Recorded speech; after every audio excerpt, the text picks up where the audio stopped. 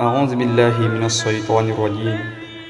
بسم الله الرحمن الرحيم، والصلاة والسلام على أشرف المرسلين سيدنا محمد أهل الرضوان والتمكين. واجعل كلامي راشدا ومرشدا وفكرتي نور وقلبي أرشدا. أنت الذي علمت لقمان الحكم فليهب بالمصطفى خير السيم. assalaamu aleykum wa rahmatullahi taala wa barakaatuhu. mbokki jullit yi assalaamu aleykum wa rahmatullahi taala wa barakaatuhu.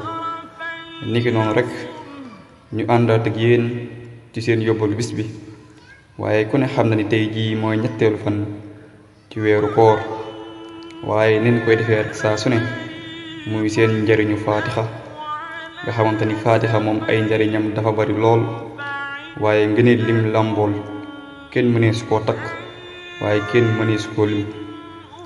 ba tax na bokk na ci njëriñul faatixa bu la laajee saar bi gën a tedd ci alquran neel suratul faatixa.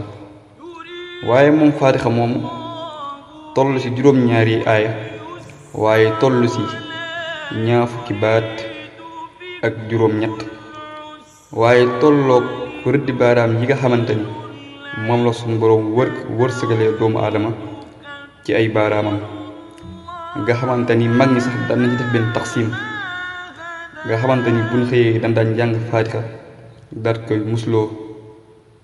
waaye wax na ni suba soosu nga xamante ni moom nga musloo suratul faatixa bi buñ doon dajale asamaan ak suuf yow danga ci mucc.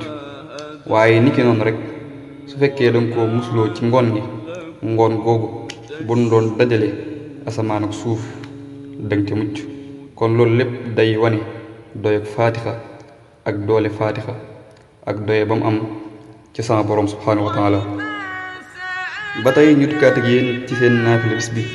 ku ne xam ne tey jii mooy ñeenteelu guddi, waaye mu nekkoon ñeenti raqan bu ci nekk suratul faatixa ak ñetti xul yaa ayyuhal kaafiruun.